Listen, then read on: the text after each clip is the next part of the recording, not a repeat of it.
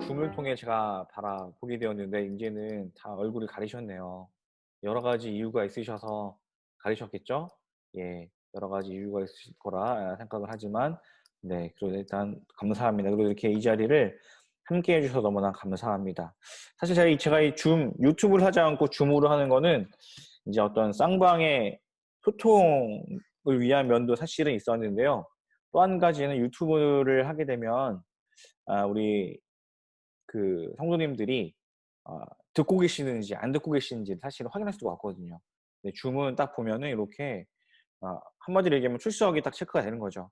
누가 오셨는지 안 오신지를 볼 수 있기 때문에 더 좀 책임감 있게 우리가 할 수 있는 것이 아닌가 생각해 보게 됩니다. 아쉽게도 저희의 과정은 다음 주를 기점으로 마무리가 될 것 같습니다. 제가 오늘 아침에 카톡창에 의견들을 구해봤는데요.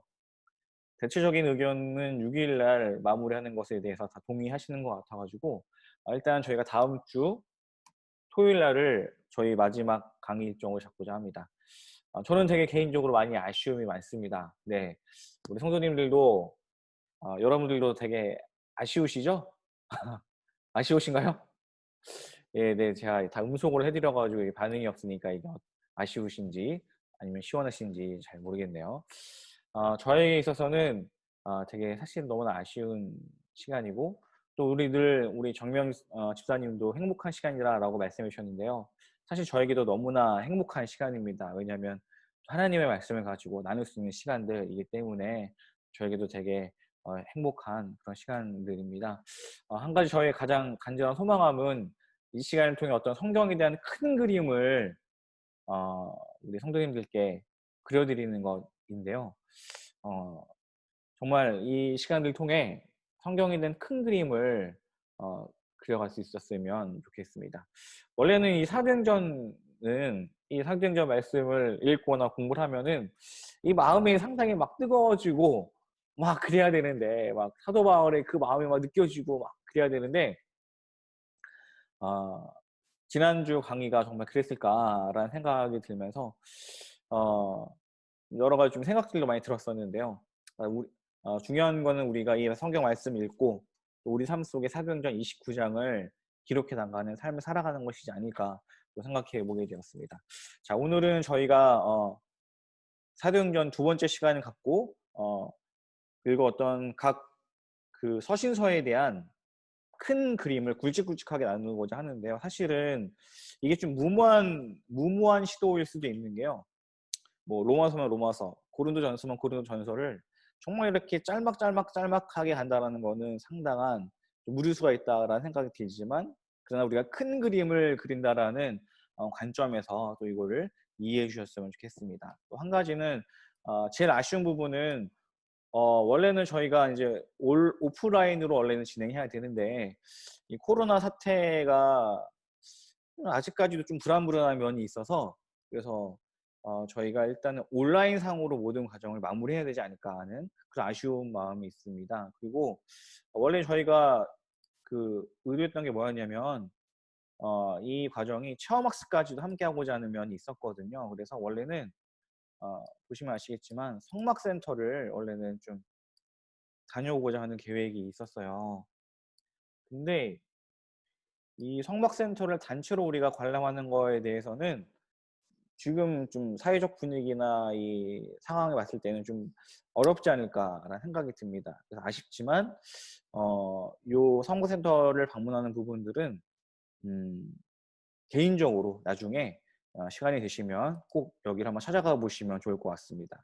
여기 홈페이지 사이트고요. 제가 한번 링크를 걸어 드리도록 하겠습니다. 그래서 가시면 이렇게 실제 크게 성막을 볼 수 있습니다. 네, 그리고 여러 가지 성경에 대한 박물관이거든요. 그래서 가시면은 볼 수 있고요. 위치는 경기도 평택 쪽에 위치한 곳입니다. 그래서 아마 뭐 가시는 길에 뭐 1시간 반 정도 얼추 걸리지 않을까 생각이 드는데 이용 안내를 보시면은 이렇게 사전에 아마 여기 전화를 통한 예약을 해보셔야 될 겁니다. 그래서 입장 시간은 평일이죠. 화요일부터 토요일까지는 오전 10시부터 입장이 가능하고 그 다음에 오후 1시 반까지는 월요일부터 토요일까지 가능하다. 그리고 이렇게 감사 헌금 명목으로의 입장료가 이렇게 있습니다. 이렇게 보시고 하시면 되고요. 가시면은 시설 안에 보면은 이제 성막의 실제 크기로 볼 수도 있고요. 그다음에 예수님의 생애에 대해서 솔로몬의 성전, 노아의 방주, 그다음에 구약 유물들 등등 여러 가지 많은 체험들 할 수 있는 공간이라서 시간이 되시면 또 개인적으로 여기를 참여해 주시면은 좋을 것 같습니다. 자, 오늘 우리 진도를 나가게 되는데요. 진도를 보시면요. 늘 우리는 복습이 되게 중요합니다. 왜냐면은 항상 이 반복을 통해 익혀나가는 게 중요하기 때문에 반복을 통한 그런 시간을 늘 저희가 함께 하고자 합니다. 보시면은 자, 예, 사도행전이 아니라 저희 구약 성경에 대한 큰 그림을 그려보는 거이겠죠.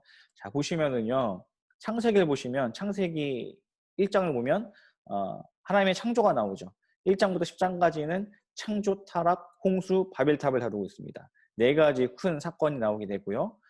그리고 또 한 가지는 네 명의 족장들이 창세기에 나온다는 거죠. 아브라함, 갈대아 우르의 하나님이 아브라함을 불러서 아브라함이 하란, 이 메소포타미아 지역에 갔다가 가나안 땅으로 가게 되고 여기서 아브라함과 이삭과 야곱, 요셉의 이야기로 마치는 것. 애굽에서 요셉의 이야기로 마치는 것이 창세기입니다.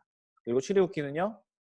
400년 혹은 430년이 지난 시점에서 요셉을 알지 못하는 왕이 나오게 되고 그를 통해 이스라엘 백성들이 고난 가운데 처하게 되죠. 그때 하나님께 간구할 때 하나님의 모세라는 선지자를 보내주시고 10가지 재앙을 통해 그리고 유월절 어린 양 피 사건을 통해 그들로 하여금 출애굽을 시켜주십니다. 그리고 이 홍해를 건너서 시내산에 도착해서 두 가지를 받게 되죠. 뭘까요? 하나는 율법이고 또 한 가지는 성막을 받게 됩니다. 그리고 레위기는 이 시내산에서의 계속 성결버전을 받는 그 과정들인 거고요. 그 다음에 민수기로 넘어가면 민수기 10장까지 시내산에 있다가 10장에서 그들은 광야의 여정을 떠나게 되고요. 그리고 14장에서 가데스바니아에서의 정탐꾼을 보내게 되죠. 하지만 그들의 부정적인 이야기로 인해서 그들은 돌고 도는 방황을 하다가 민수기가 끝나게 되고 신명기는요. 출애굽 1세대들이 대부분 광야에서 방황하다가 죽었기 때문에 또 그들에게 2세대들에게 율법이 전수되지 않았기 때문에 다시 한번 모세는 이 모압 평지 이 여기서 출애굽 2세대를 향하여서 다시 한번 하나님의 말씀을 가르쳐주고 또 모압 언약을 맺는 언약의 갱신을 하는 그런 시간을 갖습니다. 자, 그 다음에 여호수아로 넘어가게 되면 여호수아서는 요단강을 건너오고 그 다음에 첫 번째 성인 여리고성을 점령한 다음에 그 다음에 남부 왕국과 북부 왕국을 정복하고 그 다음에 땅을 분배한 내용을 다루고 있는 것이 여호수아서의 내용이죠.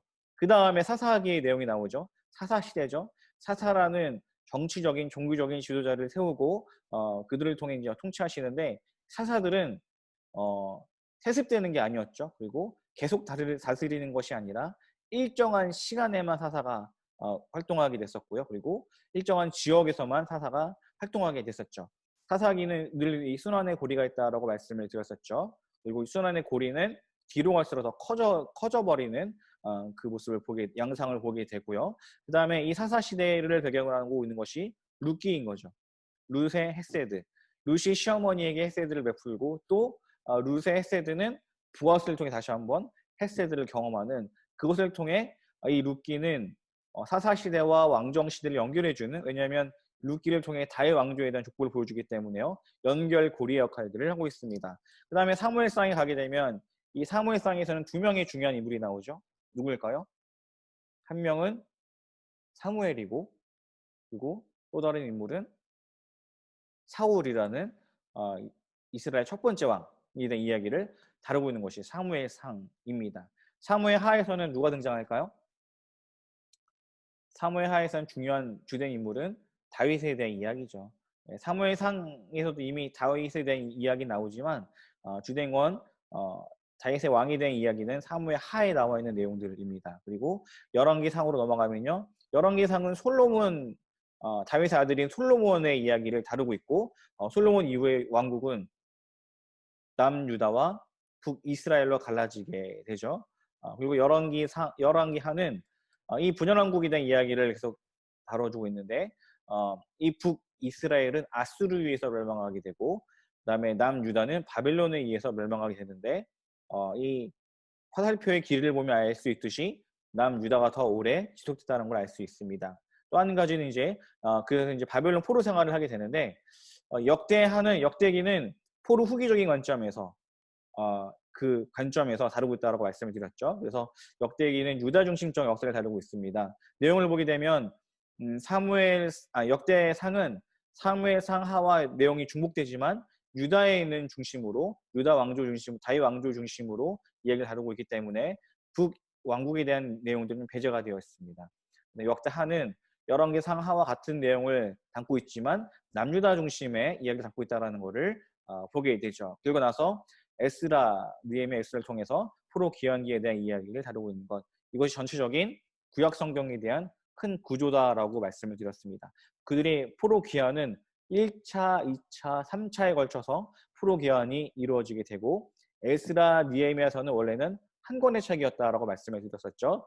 에스라서 1장부터 6장까지는 1차 귀환이라면 2차는 에스라를 통한 2차 귀환, 그리고 느헤미야를 통한 3차 귀환이죠.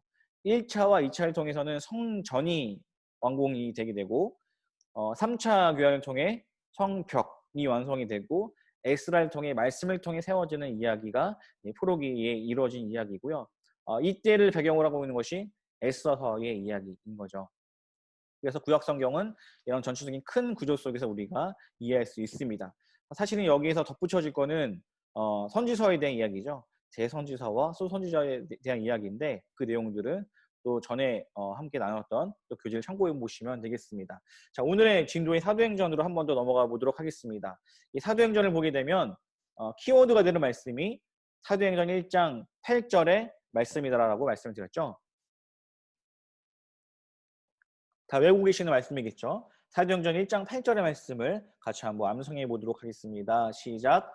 오직 성령이 너에게 임하시면 너희가 권능을 받고 예루살렘과 온 유대와 사마리아와 땅끝까지 이르러 내 증인이 되리라. 자, 그렇습니다. 자, 사도행전을 보게 되면 1장 8절에 사도행전에 대한 큰 그림을 우리가 볼 수 있죠.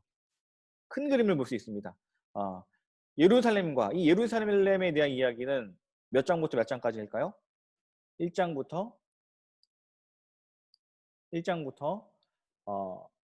몇 장까지일까요?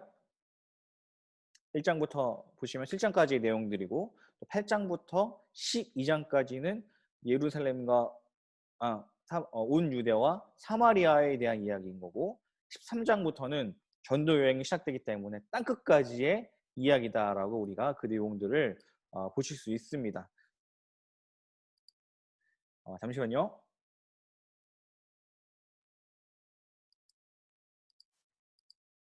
네, 그 내용들을 보실 수가 있고요.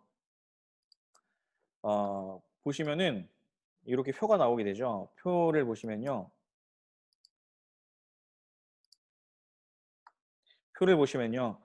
이게 사도행전에 대한 또 큰 그림을 또 보는 건데요. 이렇습니다. 1이라는 건 1장이고 2는 2장, 3은 3장. 그래서 이 큰 칸은 10장까지, 또 11장부터 20장까지, 21장부터 끝까지 이렇게 나눌 수가 있습니다. 1장부터 7장까지는 예루살렘, 그죠? 예루살렘에 대한 이야기였고 주된 인물은 베드로였다 말씀드렸죠. 그다음에 8장부터 12장까지는 온 유대와 사마리아까지 복음이 전파되는 그 내용을 다루고 있죠. 그리고 이때는 하나님의 준비하심을 보게 되죠. 그죠?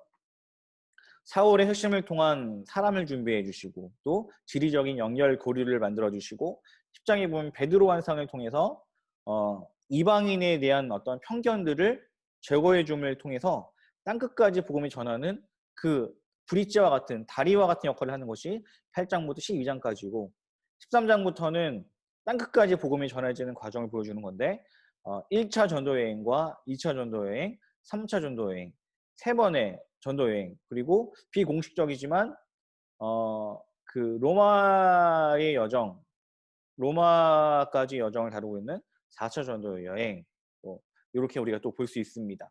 보시면 1차 전도여행을 다녀온 다음에 1차 전도여행은 갈라디아 지역이라고 말씀드렸고요. 예루살렘 공회가 일어나게 되죠. 왜 예루살렘 공회를 하게 되었을까요? 왜냐하면 이방인에게도 하나님의 복음이 전해졌는데 그래서 그들 가운데도 하나님의 구원이 임하게 되었는데, 그렇다면 이들에게 율법과 할례를 어떻게 적용할 것인가에 대한 질문이 있게 되었죠. 왜냐하면 유대인들, 이 베드로나 아니면 바울이나 이런 사도들은 다 어디 민족일까요? 유대 민족이죠. 근데 유대 민족의 그런 머릿속 가운데는 구원은 곧 하나님의 언약 백성이 되는 것이고, 하나님의 언약 백성이 되기 위해서는 유대인이 되어야 되고, 유대인이 되기 위해서는 어떻게 될까요? 율법과 할례를 지켜야 된다, 받아야 된다라는 것이 그들의 생각이었거든요. 근데 그것에 대해서 말해주는 건 뭐냐면, 예루살렘 공의를 통해서 우리가 하나님의 언약 백성이 되는 것은 할례를 받고 율법을 지키기 때문에 되는 것이 아니라 하나님의 은혜로 말미암아 우리가 하나님의 언약 백성이 되는 것이다. 우리가 하나님의 구원받은 자녀가 되는 것이다 라는 것을 결의하게 되고, 그러나 우상의 제물과 목매어 죽은 것과 또 피해에 대해서는 우리가 조심하도록 하자. 그래서 이 결정들에 대해서 이제 전해줘야 되겠죠. 그래서 2차 전도 여행이 시작하게 되었죠. 그리고 2차 전도 여행은 마게도냐와 아가야와 헬라 지역을 여행하게 되었고요. 또 3차 전도 여행이 연이어서 이어지게 되고, 또 4차 전도 여행까지 있게 됩니다. 그다음에 이 3차 전도 여행의 마지막 부분은 예루살렘으로 오게 되었고요.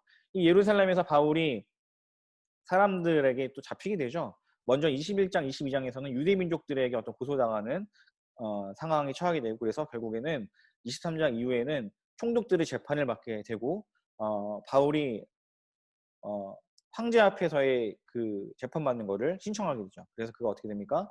로마로의 여정을 떠나게 되고, 그것이 4차 전도 여행이다 라고 볼 수 있습니다. 자, 그래서 다시 한번 보시게 되면요, 이렇습니다.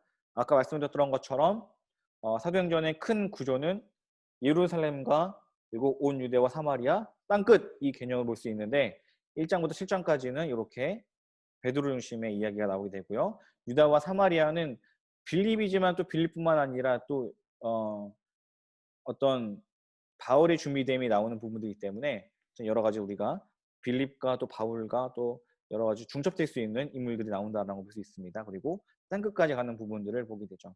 우리가 기억해야 될 것은 뭐냐면, 교회가 설립이 되었고, 그러나 교회는 계속 예루살렘 가운데 머물러 있었습니다. 그들 가운데 나날이 번성하며 믿는 자의 수가 늘어난 가운데 있었지만, 어쩌면 그들은 그 상황 가운데 만족하고 있을지도 모르겠습니다. 땅끝까지 복음이 전해야 되는데 그들이 움직이지 않자 하나님께서 어떻게 하십니까? 그들 가운데 스데반을 통한 스데반 순교 그 이후에 예루살렘 교회에 대한 박해가 임하게 되고, 그것으로 인해서 그들이 움직이게 되는 상황을 보게 되죠. 그래서 그 유대와 사마리아 그리고 땅끝까지 복음이 전하게 되는 요 큰 구조를 우리가 볼 수가 있습니다. 제가 지난번에 말씀드렸었죠. 이 사도행전은 1세기 땅콩 국자라고 말씀을 드렸습니다. 왜냐하면 사도행전이 기록되어 있는 이 배경이 뭐 1세기쯤이라고 우리가 생각해 볼 수도 있는데요. 이렇습니다. 성령 강림 이후에 그 제독공동체 가운데 큰 부흥이 일어나게 되었죠. 그런데 이들이 땅끝까지 복음을 전해야 되는데 예루살렘에 계속 있게 되자 어떻게 됩니까? 아까 말씀드렸던 것처럼 스데반 사건을 통한 그들 가운데 큰 박해가 있게 되고, 더 이상 예루살렘에 성도들은 거할 수가 없었습니다. 그래서 그들이 점점 확대해 나가게 되는데, 그 사마리아 지역 그 전도를 통해 안디옥 지역까지 이르게 되죠. 이것을 1이라고 합니다. 1이었죠. 그 다음에 C는 뭡니까? 2차 전도 여행의 여정이 C 모습이었다고 말씀드렸고요. 3차 전도 여행이 땅콩 모양이었다라고 말씀드렸죠. 자, 3차 전도 여행의 모습은 이렇게 땅콩 모양이다. 그죠? 예. 안디옥에서 시작하여서 이렇게 갔다가 오는 과정이다라고 말씀드렸습니다.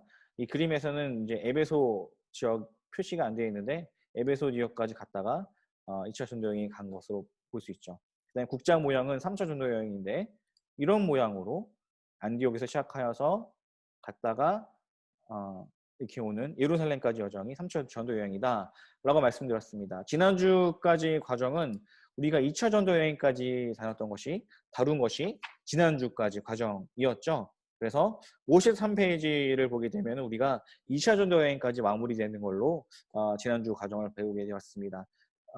그래서 보게 되면요, 이랬죠. 그 제일 먼저 기록된 서신서가 뭐냐 했을 때 갈라디아서냐 아니면 데살로니가 전서냐에 대한 부분들은 사실은 학자들마다 신학자들마다의 이견이 있는 부분들입니다. 그래서 뭐가 먼저다라고 명확하게 말씀드리기에는 조심스럽지만, 그리고 갈라디아서가 먼저 기록되었든 데살로니가 전서가 먼저 기록되었든 이건 사실은 그게 본질적인 문제이겠죠. 그렇기 때문에 그것은 중요한 문제는 아닐 수도 있지만, 우리 교재는 갈라디아서가 먼저 기록되었다라는 관점에서 기록을 하고 있습니다. 바울 사도의 특징을 보게 되면요, 바울 사도는 전도 여행을 가죠. 전도 여행을 갔다가 들어오게 되면은 항상 두 가지 일을 하게 됩니다. 자신이 전도 여행을 통해 세워진 교회에게 그 교회를 다음 전도 여행 때는 꼭 방문하는 그런 걸 하게 되고요. 그리고 그들을 위한 권면을 위한 서신서를 기록하는 그 여정들을 보게 되죠.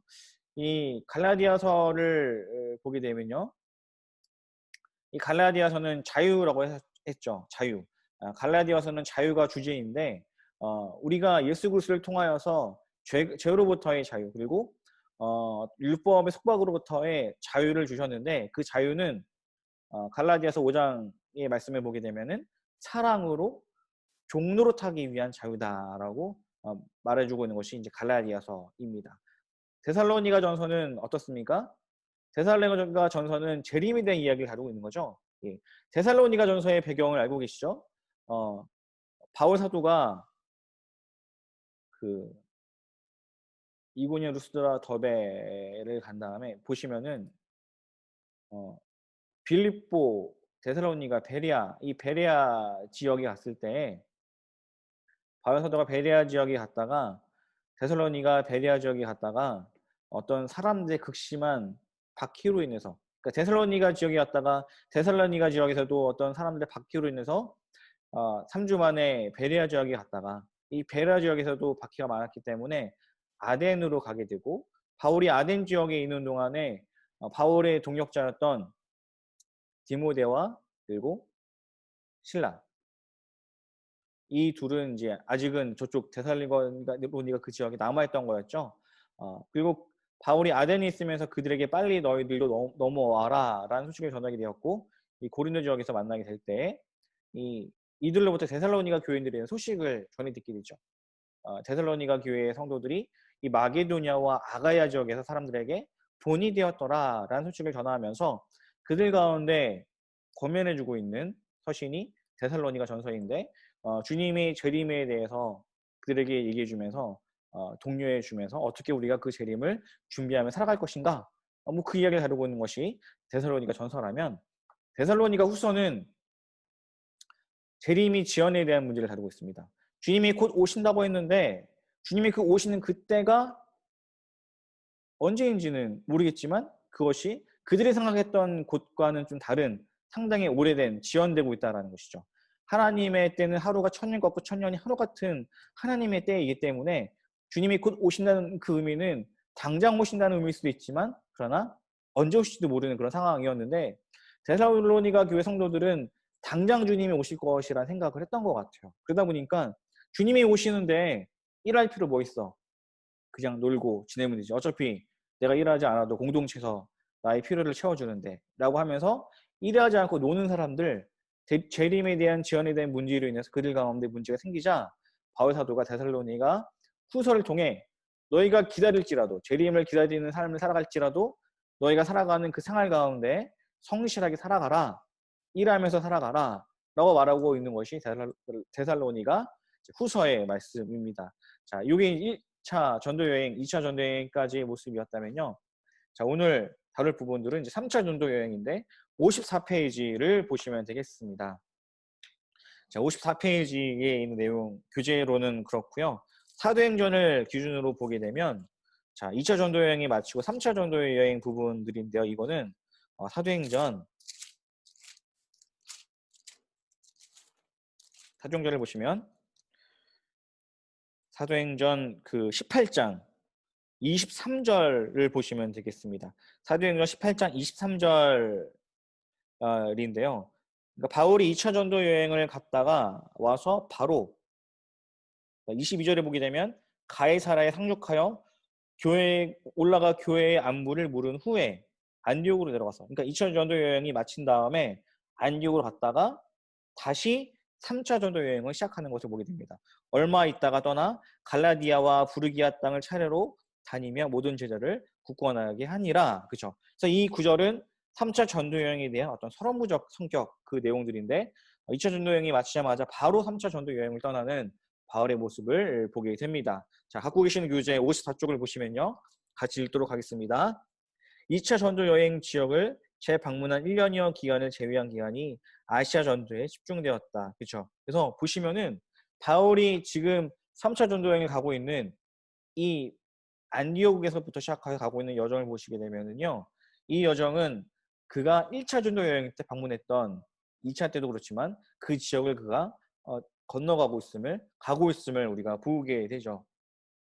보시면 이때 고린도전서와 고린도후서와 로마서를 쓰게 된다라고 보시면 됩니다.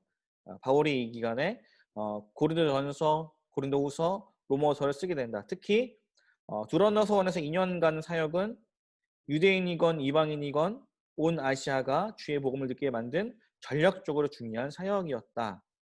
나아가 에베소에서의 사역은 복음의 능력이 온 사회를 흔드는 능력 있는 사역이기도 했다. 그렇죠? 그러니까 바울의 어떤 3차 전도 여행을 보게 되면요. 3차 전도 여행 그 기간 동안에 고린도전서와 후서와 로마서가 요즘에 이제 기록됐다라고 이제 보고 있는 건데요. 그리고 특히 2차 전도 여행 때는 에베소 지역을 잠깐 찍고 복귀했거든요. 그러나 3차 전도 여행 때는 19장 이후에 사도행전 19장 이후의 내용을 보시면 알겠지만 바울이 에베소에서의 많은 시간을 그가 또 보내고 있는 것을 보게 됩니다. 그리고 아울러서 19장 18장 24절에 보게 되면요. 아볼로라는 인물을 에베소에서 만나게 되죠. 근데 그는 언변이 좋은 사람이었고 그가 보게 되면은 아가야 지역으로 가기를 원한다라는 것을 성경에서 보게 됩니다.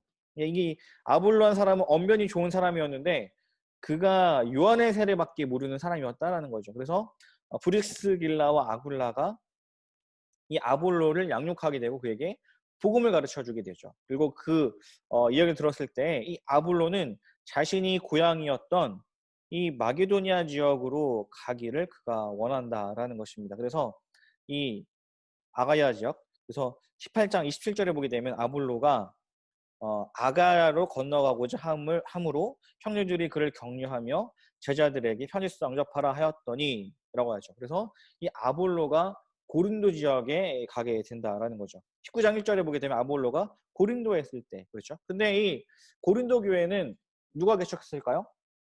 바울이 개척한 교회가 이제 고린도 교회인데 뒤이어서 이제 아볼로가 자신의 고향인 이 고린도 지역, 이 아가야와 이 마게도니아 지역에 있는 이 지역에 가서 그가 목회를 하게 되는데 이 고린도 교회가 여러 가지 좀 어려움과 문제가 생기게 됐다는 걸 보게 됩니다.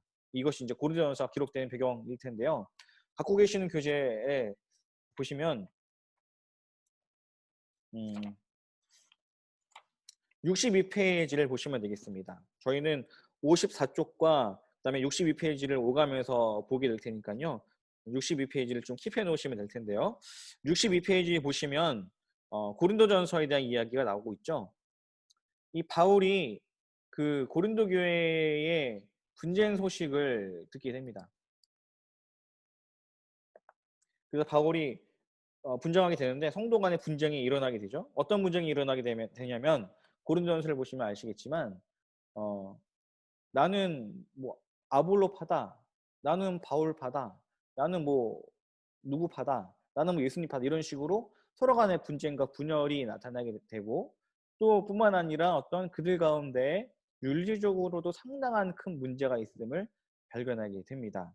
뭐 예를 들어서 보시면 아시겠지만 뭐 아버지의 아내와 뭐 결혼을 한다던가 여러 가지 어떤 성적인 범죄가 이 고린도 교회 가운데 나타난 걸 보게 되고요. 또 무질서함을 보게 된다는 거죠.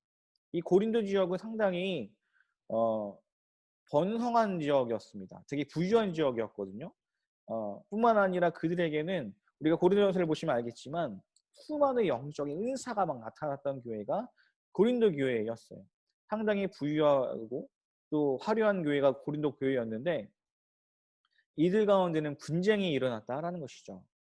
그래서 바울 사도가 이 고린도전서를 통해서 그들에게 권면하고 책망하고 있는 것이 고린도전서입니다. 그래서 고린도전서의 핵심을 보게 되면 교회를 책망함인 거죠. 책망하고 있는 건데 1장부터 6장까지는 교회의 어떤 죄에 대한 부분들을 말하고 있고 또 7장부터 16장까지는 교회의 문제에 대한 어떤 해답을 말해주고 있는 것이 고린도전서다. 그래서 보시게 되면 고린도전서 13장에 대한 이야기를 하고 있죠. 제일 중요한 것이 무엇이냐? 사랑이다. 사랑이 제일 중요하다. 너희가 아무리 많은 은사가 있고 또 부유함이 있더라도 너희 가운데 사랑이 없으면 안 된다를 말해주고 있는 것이 고린도전서입니다. 예. 고린도후서는 어떤 이야기냐면은 바울이 고린도전서를 그들에게 보냈죠. 근데 이 고린도 교회 성도들이 변했을까요? 안 변했을까요? 그들은 변하지 않았어요. 여전히 그들은 똑같은 그런 죄악 가운데 빠져 있었다는 거죠. 문제 가운데. 그래서 바울 사도가 그들에게 방문했다가 갑니다. 근데 사람들이 이 바울에서 어떻게 얘기하냐면 바울은 글에는 힘이 있는데 말은 변변치 않다라고 하면서 또 바울을 폄하하고 바울에 대한 공격을 하게 되죠. 네. 그런 배경 속에서 이제 바울이 고린도 후서를 기록하게 되는데요. 때문에 바울은 자신의 어떤 사도권에 대한 강조점을 두게 됩니다. 사도직에 대한 그가 강조를 두고 이제 이야기를 하게 되죠. 그래서 고린도 후서를 보게 되면은 어떤 바울의 어떤 그 사역의 성격, 그다음에 사도직에 대한 변호 그 이야기를 나눠주고 있고 그 이후에 어떤 바울과 또 고린도 교회 가운데 어떤 화해가 또 일어나게 됩니다. 그래서 이 고린도전서는 성도들 간의 어떤 분열에 대한 이야기를 담고 있다면 분열과 화합, 고린도후서는 어떤 이 바울과 그러니까 사역자와 또 교회 간의 어떤 화합에 대한 이야기를 이야기해주고 있으면서 더불어서 여기 보시면 아시겠지만 주님을 섬기는 일에는 기쁨과 더불어 고난이 따른다라는 것들을 또 말해주고 있는 것이 고린도후서에 대한 내용들입니다. 예. 자, 그다음에 로마서를 보게 되면요, 로마서는 의에 대해서 다루고 있다라고 말해주고 있죠. 로마서는 사실 좀 한마디로 우리가 말하기에는 좀 더 많은 시간을 사실 투자해야 되는 부분들이 로마서이긴 하지만 그냥 일단 간단하게 우리가 짚고 넘어간다면 1장부터 11장까지는 어떻게 구원받았는가 그리고 12장부터 16장까지는 어떻게 살아야 하나에 대한 부분들을 다루고 있습니다. 그래서 보게 되면 그 로마서 1장에 보게 되면 이 세상이 죄로 인해 깨어져 있는 세상이라는 걸 말해주고 있고요. 2장에서는 이방인에 대한 죄를 말해주고 있는데 바울이 또 말하는 게 뭐냐면 그러나 너희 유대인들은 괜찮을 것 같으냐? 너희들 또한 마찬가지다라고 말하고 있죠. 모든 사람 다 죄인이다. 그리고 우리에게는 주님의 복음이 필요하다를 말해주고 있는 건 예수 그리스도의 그 의를 말해주고 있는 것 그것이 이제 로마서를다라는 걸 볼 수 있습니다. 이 로마서의 저장 배경이 되는 건 뭐냐면 그러니까 다른 서신서들은 바울이 방문한 다음에 그것을 기록했다라면 이 로마서 같은 경우에는 바울이 방문하기 전에 로마에 있는 교인들에게 편지를 보내고 있습니다. 이 바울이 아직 로마에 가지 않았어요. 그러나 로마에 갈 것을 염두에 두고 그리고 이 로마 교회는 바울이 가기도 전에 이 교회가 형성돼 있었거든요. 그래서 바울이 이 로마에 있는 교회를 방문하고자 마음이 있었는데 이 로마에 있는 그리스도인에게 그가 방문하기 전에 먼저 이 로마서를 통하여서 또 그들에게 또 하나님의 복음을 또 전하고 또 그들을 세워주고 있는 것이 로마서다라고 우리가 정리해 볼 수 있습니다. 그래서 보시게 되면 우리 교재 기준으로 보게 되면 3차 전도 여행을 통해서 기록된 것이 뭐냐고 했을 때 고린도 전서와 후서와 로마서 이게 기록됐다라고 보게 되고 또 3차 전도 여행 때 중요한 바울의 사역지는 바로 에베소 지역이었다라는 것을 우리가 보게 됩니다. 특별히 또 우리가 이 기간 동안에 기억하게 될 것은 바울의 밀레도에서의 설교 부분들인데요. 바울이 그 사도행전을 보게 되면은 그가 어떤 3차 전도 여행을 마치면서 올라갈 때 그가 밀레도 지역을 들리게 되죠. 밀레도에서 그가 어떤 에베소에 있는 그런 장로들을 불러가지고 고별 설교를 하게 되는데 사도행전에 보게 되면 바울의 여러 가지 많은 설교들이 나오게 되거든요. 그런데 밀레도 설교의 특징은 뭐냐면 그 대상이 그리스도인이라는 거죠. 그러니까 그 기존에 있는 그리스도인이라는 거죠. 그들을 대상으로 이제 그가 이제 이야기하고 있다라는 면에서 차이점이 있다를 볼 수 있습니다. 이어서 우리 교재를 보시면요. 4차 전도 여행인데 4차 전도 여행은 5년에 걸쳐 이루어진다. 바울은 유대인의 심각한 박해와 반대 때문에 고난을 받을 것이 뻔히 알면서도 예루살렘으로 올라간다. 그는 곧 유대인들의 고소로 체포되었고 재판을 받는다. 바울은 노예 근성에 충만한 벨리스에게 재판을 받았다.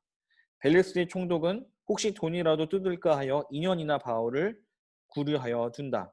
그의 후임 베스도는 바울을 재판하는데 유대인의 종교와 간섭에 어려움을 느껴 현재 괴뢰 정권인 아그리빠 왕 앞에서 재판을 연다.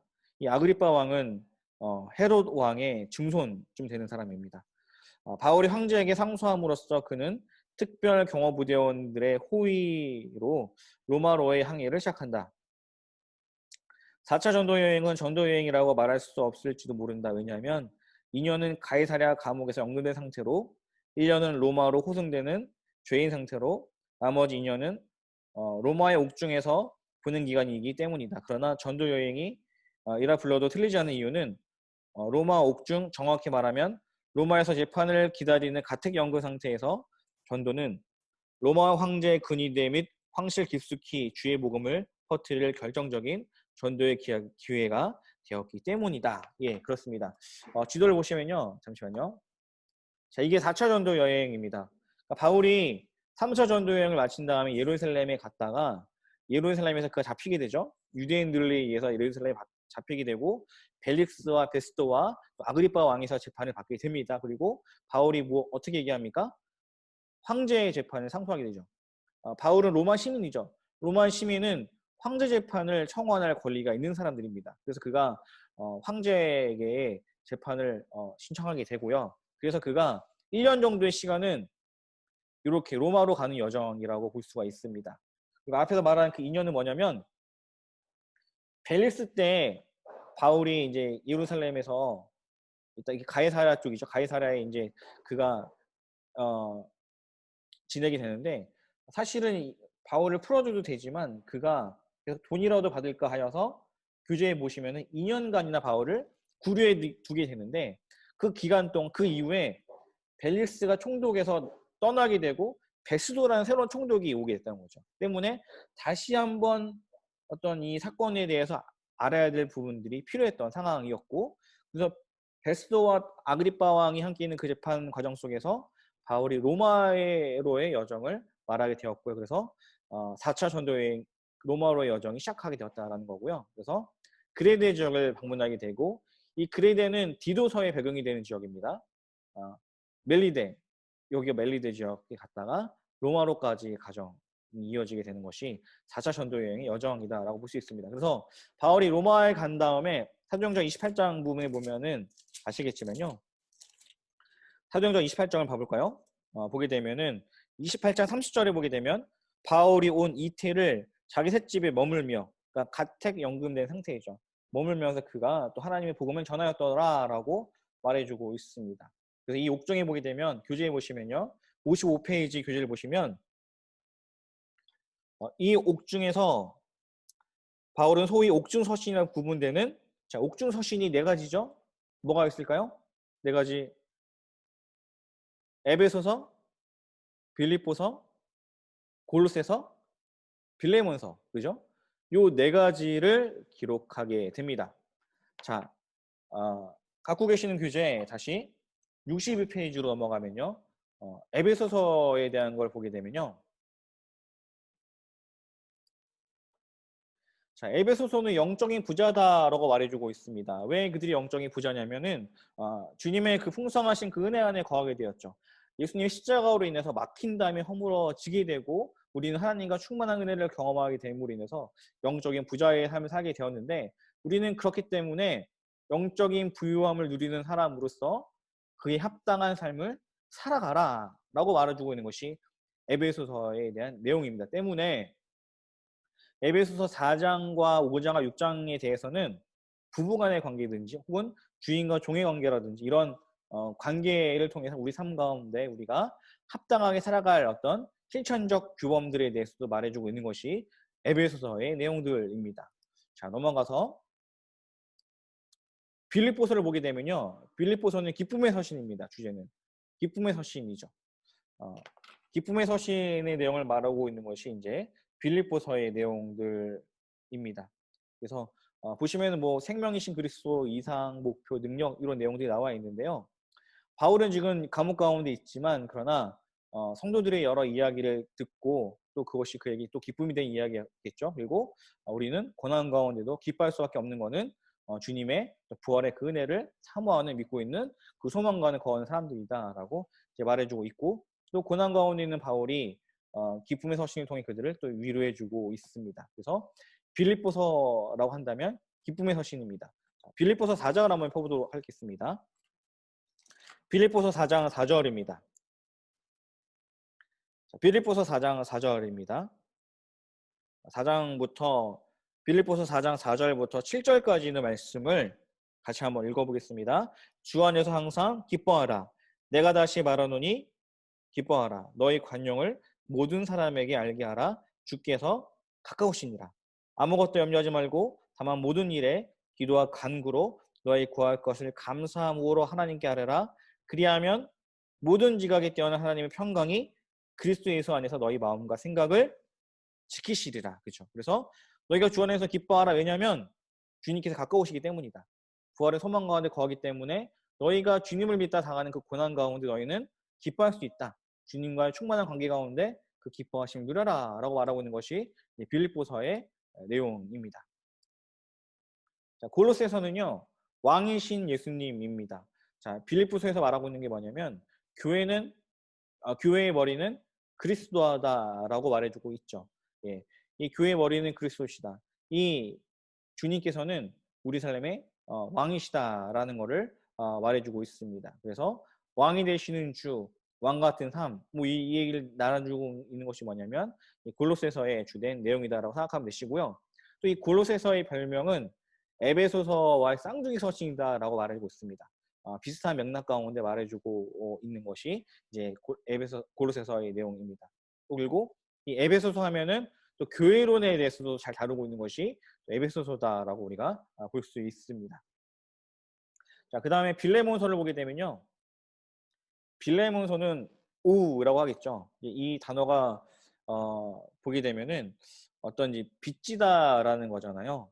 뭐냐면 바울이 감옥에 있을 때 오네시모라는 사람을 만나게 되고 이 오네시모가 바울을 통해 회심하게 됩니다. 나중에 알게 된 게 뭐냐면 이 오네시모와 함께 바울이 동역하고자 하는데 이 오네시모가 알고 보니까 빌레몬이라는 제자, 바울과도 잘 알고 있는 빌레몬이라는 그 제자의 빌레몬이라는 그 사람의 성도의 종이었는데 빌레몬에게 큰 피해를 주고 도망갔던 사람이었다는 것을 알게 되죠. 때문에 어떻게 하냐면은 바울이 이 그냥 오네시모를 쓸 수도 있지만 그러나 그렇게 하는 것이 아니라 먼저는 이 빌레몬에게 피해를 줬던 이 오네시모이기 때문에 빌레몬에게 그 예의를 구한다는 거죠. 그래서 그 1절부터 16절까지는 뭐냐면 I owe you라는 거는 뭐냐면은 나는 너에게 빚을 졌다라는 거죠. 이 오네시모에 대한 그 빚을 졌다라는 건데 17에서 25절에서는 you owe me라는 건 뭐냐면은 너는 나에게 빚을 졌다라는 것입니다. 그러니까 내가 오네시모가 너에게 빚을 지는 거지만 그 근거는 뭐냐면은 너 또한 나에게 복음에 대한 빚을 지지 않았느냐라는 그 관점으로 이야기해 줌으로 말미암아 어떤 초대교회 안에서 어떤 노예에 대한 문제를 또 어떻게 또 다룰 것인가에 대한 부분들도 다루고 있고요. 그리고 또 용서에 대한 부분들도 다루고 있죠. 보시면 그리스도께서 우리를 용서해 주시고 받아주신 것처럼 우리도 서로 용서하고 받아줘야 된다. 이 부분들도 말해주고 있는 것이 빌레몬서입니다. 그래서 옥중서신 4가지 에베소서, 빌립보서, 고르새서, 빌레몬서 이 4가지를 옥중서신이다라고 말해주고 있습니다. 자, 이어서 보시면요. 약 2년 후 바울은 석방되고 그러니까 가택연금 기간 가운데 있다가 그가 석방되었다는 거죠. 그리고 그가 그처럼 보고 싶었던 땅 끝 스페인까지 이르러 주의 복음을 전하게 된다. 이 석방 기간 동안 소위 목회서신이라 불리는 디모데 전서와 디도서를 기록한다. 얼마 후 로마의 원인물을 대화자가 일어나자 네로는 자신에게 집중된 방화 의혹을 피하기 위해 희생양으로 크리스천들을 지목한다. 바울이 투옥되었고 2차 투옥인 거죠. 마지막 편지인 디모데 후소를 쓴 뒤 얼마 뒤 참수형을 받고 이 땅에서의 생을 마감하였다. 예, 그래서 보시면 바울이 그러니까 1차 투옥한 다음에 28장에 보면은 온 이태를 요 이제 1차 투옥하는 기간 동안 에베소서와 빌립보서, 고로새서, 빌레몬서가 요 기간 중간에 기록되었다라고 보는 거고요. 그 이후에 바울이 석방됐다가 그다음 네로 황제가 대화재 사건으로 인해서 그 모든 책임을 기독교인들이 불질렀다는 식으로 이걸 돌려버림으로 인해서 그 기간 다시 한번 바울이 2차 투옥을 당하게 되고 그 기간 동안에 디모데 후서를 그가 기록하게 됩니다. 그리고 나서 바울이 순교를 당하게 되는 그 내용, 그 배경을 말해주고 있는 것이 지금 내용들입니다. 다시 한번 그 63페이지를 보시면요. 자, 디모데전서, 디도서, 디모데 후서를 우리는 바울의 목회서신이다라고 이야기해주고 있습니다. 그래서 목회서신을 보게 되면요.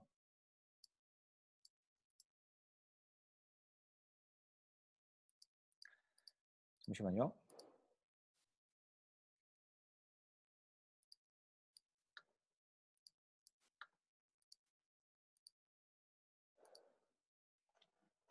자, 네, 목회서신을 보게 되면은 디모데죠. 목회자였던 디모데에게 권면해 주는 내용들인데 남을 가르치고 나를 가르치라라고 말해주고 있죠. 그래서 그리스도의 사역자로서 목회자로서의 책임을 다하되 충성되게 감당하라. 그러니까 디모데가 그 목회를 하고 있는데 여러 가지 좀 어려움이 있었던 것 같아요. 어려운 가운데 있는 이 디모데에게 권면해주고 있는 거죠. 그게 디모데 전서의 내용이고 보시면 이렇게 우리 큰 틀로 또 이 부분들을 볼 수 있습니다. 그 다음에 디도서인데 디도서는 그레데 지역을 배경으로 하고 있습니다. 그레데가 어디일까요? 그레데 여기죠. 여기 요 그레데에서 이제 디도가 목회를 하고 있죠. 그에게 이제 보내고 있는 건데 그레데에 있는 사람들에 대해서 이제 얘기해주고 있는 건데요. 어떤 경건한 지도력과 삶에 대한 얘기가 뭐냐면 이 그레데 이 교회 가운데에도 어떤 이단에 대한 어려움이 생기게 되었다라는 것이죠. 그런 상황 가운데 이 교회를 세우기 위해서 이 디도서를 이제 보내게 되었는데 그래서 어떤 경건한 지도자를 세우고 또 그 가운데 어떤 교회를 세우는 부분들에 대해서 또 얘기해주고 있습니다. 보시면은 이렇습니다. 여기 네모칸에 있는 부분을 보게 되면 성도들은 조심하여 선한 일에 힘쓰므로써 자신의 믿음을 주변에 보여야 한다라는 것을 보여주고 있죠. 그래서 어떤 본이 되는 성도의 삶을 살아야 된다라는 것들, 이단의 위협 가운데 또 그들의 권면들 이런 모든 걸 다루고 있는 것이 디도서에 대한 그 내용들입니다. 그래서 이 바울의 목회서신은 세 가지 디모데 전서, 디도서, 디모데 후서다라고 말씀을 드리는 거고요. 디도서가 가운데 껴있는 건 뭐냐면 디모데 후서는 제일 마지막 부분에 기록되어 있기 때문이다라는 것입니다. 보시면 디모데 후서는 고난을 견뎌라, 복음을 사수하라, 믿음의 선한 싸움을 싸우라 그 얘기를 해주고 있는 것이 디모데 후서의 이야기입니다. 그래서 어떻게 보면은 바울이 마지막 정말 죽음을 앞두고 정말 그 엄숙한 그 가운데에 자신의 영적인 아들인 이 디모데에게 또 권면하는 그 내용을 볼 수 있는 것이 디모데 후서의 그 내용들입니다. 그래서 힘들고 어려워도 우리에게 맡겨주신 그 일들 귀한 복음을 사수해라 라고 말해주고 있는 것이 디모데 후서에 대한 그 내용들입니다. 잠깐 디모데 후서를 찾아보도록 할게요. 디모데 후서를 잠깐 펴보겠습니다.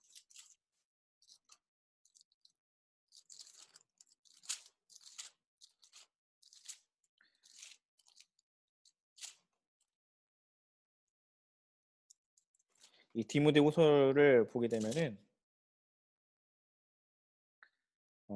바울이 말해주고 있는 것 가운데 보게 되면은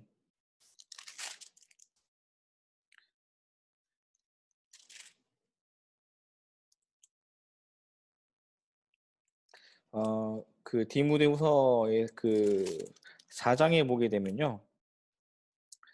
어, 그 여러 가지 이제 그 4장 7절에 보게 되면 나는 선한 싸움을 싸우고 나의 달려갈 길을 마치고 믿음을 지켰으니 이제 후로는 나를 위하여 의의 멸관이 예비되었으므로 주곧 의로우신 재판장이 그날에 내게 주실 것이며 내게만 아니라 주의 나타나심을 사모하는 모든 자에게 도니라 하고 이제 이야기해주고 있죠. 그래서 그가 선한 싸움을 싸우고 나의 달려갈 길을 다 마쳤다. 믿음을 지켰다라고 말해주고 있죠. 바울이 내가 이 고난 가운데 있지만 이 믿음을 지켰던 것처럼 디모데 너 또한 그렇게 믿음을 지키며 믿음의 선한 싸움을 싸워 나가라 라고 말해주고 있는 것이 이제 이 디모데후서의 내용이라고 우리가 볼 수 있습니다. 예, 그래서 우리가 이렇게까지 함으로 바울 서신서에 대한 부분들을 일단 일단락하게 되고요.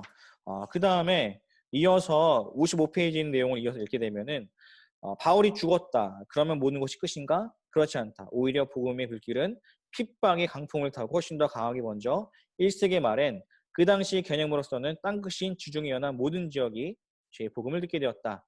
복음은 더 멀리 더 확실하게 확정되었다라고. 그래서 바울은 죽었지만 그러나 그로 인해 복음이 끝난 것이 아니라 복음은 계속적으로 땅끝까지 전파되고 있음을 말해주고 있습니다. 그래서 밑에 보시면 55페이지 밑에 보시면 사도행전에 대해서 나와 있을 때 사도행전의 그 핵심어는 증거다라고 말할 수 있습니다. 이 부분은 이따가 하도록 하고요. 다시 한번 우리가 넘어가서 65페이지를 보시면요. 일반 서신에 대한 이야기가 나옵니다. 64페이지죠. 64페이지로 넘어가겠습니다. 자, 일반 서신서들은 뭐냐면은 보통 바울 서신서 같은 경우에는 어떤 이 명확한 수신자가 있죠. 그러나 일반 서신서 같은 경우에는 그 특정한 수신자들이 나오는 것이 아닙니다.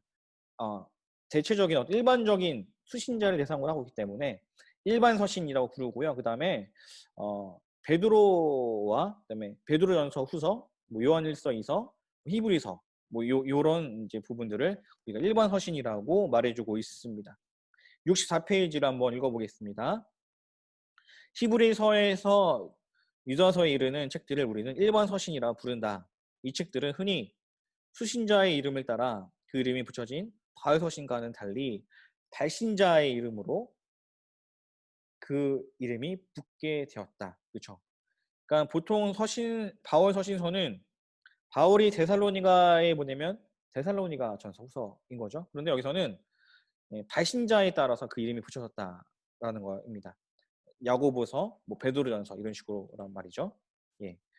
그 다음에 보시면 일반 서신이라고 부르는 이유는 요한 3서나 혹 요한 2서를 제외한 대부분의 수신자들이 특정인이거나 특정 교회가 아닌 일반적인 사람들이기 때문이다. 이 서신서들은 특별히 유대인 신자들에게 보낸 것이다. 따라서 이 서신서들은 바울 서신과는 그 내용에 차이가 있다. 일반 서신에는 이방인에게 계시되었던 그리스도의 몸된 교회 성격, 위치, 미래 등에 대한 내용을 생략하고 있습니다. 그리고 이 서신들은 교회 공동체 안에서의 사랑과 외인에 대한 대접, 경건 행동을 보이는 것 등 성경적인 크리스찬의 삶에 대한 실질적인 가르침을 더 많이 다루고 있다. 또한 당시 교회에 해를 끼쳤던 영지주의에 대한 경고와 경계를 특징으로 다루고 있다라고 볼 수 있습니다. 그래서 이 일반 서신서들은요, 보시면 알겠지만 유대인들 그 신자들을 대상으로 다루고 있다라는 걸 볼 수 있게 되고요. 그리고 어떤 그들의 삶에 대한 부분들을 강조하고 있고요. 그리고 그 당시 이단에 대한 유혹이 많았고 또 그것으로 인해 그들 가운데 다시금 돌아가고자 하는 움직임도 있었습니다. 특별히 이제 유대교 신자들이라고 하면 유대교와의 어떤 마찰일도 있거든요. 그러니까 복음을 통해 그들이 주님의 은혜 가운데 거했지만 유대주의적 그 관점 속에서 다시금 그들로 하여금 돌아오게끔 유대교로 돌아오게끔 하는 그런 유혹들, 그런 위협이 그들 가운데 있었다는 거죠. 이단에 대한 위협과 유대주의적인 위협, 그것을 배경 속에서 뭐 이런 야고보서, 히브리서 이런 성경들이 기록되었음을 우리가 볼 수 있습니다. 그래서 이제 보시면요, 먼저 우리가 야고보서를 보게 되면 이 야고보서의 저자는 주님의 형제 야고보입니다. 그러니까 이 야고보가 세베대의 아들 야고보도 나오죠, 그죠? 그 야고보가 아니라 예수님의 동생 그 야고보 이거고요. 이 야고보는 초대교회에 유대주의적 어떤 배경에 있는 이 초대교회의 수장과 같은 역할을 한 것이 이 야고보입니다. 때문에 사도행전 15장에 보게 되면 예루살렘 공회를 할 때 그때 수장적 역할을 했던 사람이 누구냐면 야고보라는 걸 볼 수 있습니다. 이 야고보가 말하는 메시지가 뭐냐면 믿음이죠. 믿음을 보이라라는 것입니다. 흔히들 이 야고보서는 로마서와 상충된다라고 말하는 분들이 있어요. 왜냐하면 로마서는 믿음에 대해서 말하고 있는 것 같은데 이 야고보에서는 행함에 대해서 말하고 있으니까요. 그죠? 사실은 이 두 가지는 상충되는 것이 아니다라는 거죠. 이 믿음이라는 것 안에는 그 믿음은 보여져야 한다는 거죠. 믿음이라는 거는 삶의 열매가 있어야 된다라는 관점으로 우리가 해석할 수 있습니다. 이 바울이 말하고 있는 이 로마서에서는 어떤 믿음의 어떤 뿌리적인 부분을 강조하고 있다면 이 야고보서는 믿음의 열매에 대한 부분을 강조한다라고 우리가 생각하면 되겠습니다. 자, 그 다음에 우리가 히브리서로 넘어가게 되면요, 이 히브리서는 이런 배경이 있습니다. 그러니까 사람들이 유대교로 다시 돌아가고자 하는 움직임이 그들 가운데 있게 되거든요. 그래서 이 히브리서에서는요, 모세보다 뛰어난 어떤 구약에 말하고 있는 예언자들보다, 선지자들보다 뛰어난 분이 누구시냐? 예수님이다라는 관점에서 또 구약적인 배경에서 그들이 이야기를 해주고 있다는 것이죠. 그래서 구약에서 말하고 있는 제사에 대한 부분들도 이제 그런 배경 속에서 또 예수님에 대한 부분들을 그들이 이야기해주고 있습니다. 그래서 너희들이 과거의 모습으로 이 유대교로 떠나가는 것이 아니라 너희 믿음은 후퇴할 것이 아니라 믿음이 진보해야 된다. 이 고난 가운데 진보하라. 너희 믿음이 성숙하게 해야 된다라고 말해주고 있는 것이 히브리서입니다. 고난 때문에 뒤로 물러나지 말고 그리스도 안에서 성숙한 단계로 정진해 가야 한다. 이걸 말해주는 것이 이제 히브리서다라고 생각하시면 되겠습니다. 자, 그다음에 베드로전서를 보게 되면은 이 베드로전서도 마찬가지로 고난에 대한 부분들을 다루고 있습니다. 앞서 말씀드렸던 것처럼 이 초대교회 가운데는 많은 고난이 닥쳤습니다. 그건 어떤 유대주의적인 공격도 있을 수 있고 또 영지주의자에 대한 이단에 대한 공격들도 있을 수 있죠. 이 고난 가운데 너희가 그 믿음으로 이겨내야 된다라고 말해주고 있는 것이 또한 베드로전서의 그 내용들입니다. 베드로후서도 마찬가지입니다. 너희 믿음이 자라나라에 대한 말해주고 있는 거고요. 그다음 유다서를 보게 되면 유다서도 이단에 대한 거짓 교사들에 대한 문제를 다루고 있어요. 그래서 믿음 가운데 너희가 잘 싸워서 이겨나라 라는 걸 말해주고 있는 것이 유다서의 또 큰 그림이다라고 말해주고 있습니다. 네. 자, 요한 1서로 넘어가면요, 요한 1서는 어떤 성도 간의 교제에 대한 부분들을 말해주고 있습니다. 이 요한 1서를 보게 되면 정말 주옥 같은 말씀들이 정말 많거든요. 요한 1서를 한번 찾아볼까요? 요한 1서를 보게 되면 정말 은혜가 되는 정말 좋은 말씀들이 많습니다. 요한을 사랑의 사도라고 말하고 있잖아요. 그래서 요한 1서는 사랑에 대한 부분들을 많이 강조하고 있죠. 요한 1서 4장 10절에 보게 되면 이런 말씀이 있습니다. 사랑은 여기 있으니 우리가 하나님을 사랑한 것이 아니요 하나님이 우리를 사랑하사 우리 죄를 속하기 위하여 화목제물로 그 아들을 보내셨음이라. 16절에 보게 되면 하나님이 우리를 사랑하시니 사랑을 우리가 알고 믿었노니 하나님은 사랑이시라. 사랑 안에 거하는 자는 하나님 안에 거하고 하나님도 그의 안에 거하시느니라. 그래서 사랑, 성도 간의 교제, 형제 사랑 이것을 말해주고 있는 것이 이제 요한 1서다. 더불어서 어떤 영지주의자들에 대한 어떤 주의하라. 이 부분도 다루고 있는 것이 요한 1서의 내용입니다. 요한 2서를 보게 되면요, 문을 닫아라라고 말할 수 있습니다. 뭐냐면 너희 가운데 이단에 대해서는, 자, 요한 2서를 한번 펴보시면요, 너희 가운데 있는 그 이단에 대해서는 7절을 보게 되면은 적 그리스도니라고 말하고 있죠. 너희를 미혹하고 있는 이단에 대해서는 너희가 멀리하라 라고 말하고 있습니다. 그래서 10절에 요한 2서 1장 10절에 보게 되면 이렇게 말씀하고 계시죠. 누구든지 이 교훈을 가지지 않고 너희에게 나아가거든, 즉 이단에 대해서는 집에 들이지도 말고 인사도 하지 말라 라고 말하고 있습니다. 그래서 강력하게 이단을 멀리하라 라고 말하고 있는 것이 요한 2서. 그래서 문을 닫으라 라고 말하고 있는 것이 요한 2서라면, 요한 3서는 문을 열라라는 겁니다. 이단에 대해서는 멀리하지만 그러나 너희 형제들에 대해서는 대접해야 된다라고 말하고 있는 것이 요한 3서에 대한 내용들이다라고 우리가 볼 수 있습니다. 자, 그래서 제가 좋아하는 말씀인데요. 요한 3서 2절에 보면 이런 말씀 있죠. 사랑하는 자여, 내 영혼이 잘된 같이 내가 범사에 잘되고 강권하기를 내가 간구하노라. 예, 그래서 어떤 사랑의 사도인 요한의 어떤 이 생각들과 또 그 성격들을 우리가 볼 수 있을 것 같습니다. 그래서 이렇게 요한 1서, 2서, 3서를 보게 되고요. 요한계시록은 묵시문학입니다. 묵시문학은 고난 가운데 있는 성도들에게 어떤 희망을 주는 그런 배경 가운데 기록되게 되죠. 묵시문학이라고 한다면 다니엘서도 묵시문학이라 할 수 있습니다. 구약에 대한 묵시문학은 다니엘서라면 신약에 있는 묵시문학은 계시록이다 볼 수 있고요. 과거와 현재와 미래에 대한 이 세 가지 부분으로 이제 나눠줄 수 있다 볼 수 있습니다.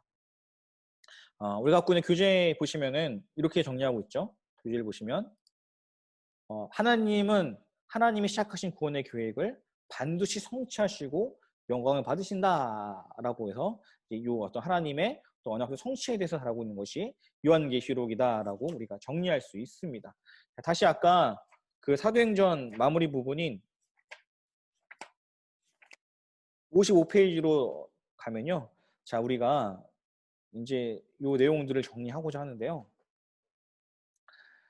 사도행전의 마무리. 자, 우리가 왜 사도행전을 함께 봤냐면 사도행전의 큰 그림 속에서 서신서를 볼 때 어떤 서신서에 대한 또 사도행전에 대한 어떤 큰 그림을 그릴 수 있기 때문에 이렇게 한번 우리가 접근을 해보게 되었습니다. 그래서 일단 서신서와 일반 서신서에 대한 걸 마무리하면서 또 이 사도행전에 대한 부분을 마무리하면서요. 자, 보시면은 사도행전은 핵심어가 증거라고 말해주고 있거든요. 증거인데 큰 그림 보게 되면은 어디까지 증거를 하게 됩니까? 예루살렘과 유대와 사마리아 땅끝까지 하나님의 복음을 증언한다라고 말해주고 있죠. 잠시 사도행전으로 넘어가면요. 사도행전 1장을 잠깐 펴보도록 하겠습니다. 자, 우리가 복음을 증거한다라고 말하고 있는데 우리가 증거하는 그 복음이 무엇인가라고 할 때 보시면요. 사도행전 1장에 보게 되면 1장 3절에 보게 되면요. 그가 고난받으신 후에 또한 그들에게 확실히 많은 증거로 친히 살아계심을 나타내사 40일 동안 보이시며, 그렇죠? 예수님이 부활하신 다음에 승천하기 전까지 40일 동안 계시면서 제자들에게 가르쳐 주셨던 것이 있었습니다. 그것은 곧 하나님 나라의 일을 말씀하시니라 라고 말했다는 거죠. 예수님이 승천하시기 직전에 제자들에게 가르쳐줬던 것이 무엇입니까? 이 하나님 나라의 일을 말해주고 있다는 거죠. 예수님을 통해 하나님의 나라가 시작되었다. 그리고 너는 이 복음을 땅끝까지 전하라 라고 말해주고 있고 땅끝까지 전하는 그 내용을 다루고 있는 것이 사도행전이라는 것인데 사도행전은 또 어떻게 마무리되고 있냐면요. 28장으로 넘어가겠습니다. 사도행전 28장 30절과 31절을 보게 되면은 같이 한번 읽어보겠습니다.